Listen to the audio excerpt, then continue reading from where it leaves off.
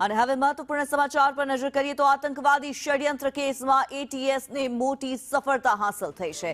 નવસારીના ફૈઝાન શેખ નામના યુવાનની ધરપકડ કરવામાં આવી છે। જૈશે મોહમ્મદ કટ્ટરપંથી વિચારધારાથી પ્રભાવિત હતો, ગેરકાયદે હથિયાર અને દારૂગોળો રાખતો હતો, આતંક અને ભય ફેલાવવાનું ષડયંત્ર ઘડ્યું હતું।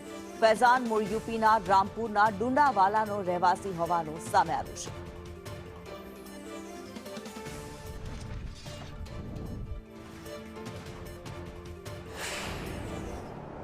નવસારી શહેરના ચારપુલ વિસ્તારમાં આવેલા ઝારાવાડમાંથી એટીએસે કાર્યવાહી કરી છે, જ્યાંથી એક સંદિગ્ધ ઇસમ જે છે એ જૈશે મોહમ્મદ અને અલ-કાયદાને સમર્થન કરતા હોવાની વિગતો બહાર આવી છે। ત્યારે દ્રશ્યોમાં આપ જોઈ રહ્યા છો તો ટેલરિંગના વ્યવસાય સાથે સંકળાયેલો આ ઇસમ જે છે ફૈઝાન શેખ, એને એટીએસ દ્વારા ઉઠાવી લેવામાં આવ્યો છે અને એટીએસ દ્વારા અમદાવાદ ખાતે લઈ જઈ તેની પૂછપરછ કરવામાં આવી છે।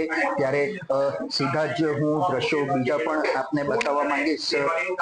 આપ જે પ્રમાણે જોઈ રહ્યા છો તે પ્રમાણે દ્રશ્યોમાં આપ જોઈ રહ્યા છો તે પ્રમાણે અહીંયા ટેલરિંગના વ્યવસાય સાથે ફૈઝાન શેખ સંકળાયેલો હતો અને વધુ જે વિગતો સામે આવી રહી છે તે મુજબ એટીએસ દ્વારા અહીંયા કાર્યવાહી હાથ ધરવામાં આવી હતી અને ફૈઝાન શેખ સહિતના ઇસમોની પૂછપરછ કરવામાં આવી છે। ત્યારે આ ટેલરિંગની જે દુકાન ધરાવતા વ્યક્તિ છે એમની સાથે सीधी ज बात करवानो प्रयत्न करीशु और जानवानो प्रयत्न करीशु।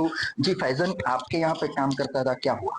जी सर, मेरे पास काम करता है। मैं मुन्ना भाई टेलर के नाम से मेरा काम चालू है। जी 12-15 साल से मैं यहाँ पे काम करता हूँ। शोरूम से काम लेकर आता हूँ और मैं काम करता हूँ। जी सर। तो कब एटीएस आई थी, क्या कार्रवाई की एटीएस ने? वो लोग संडे में आए थे और बस वो से लेके चले गए।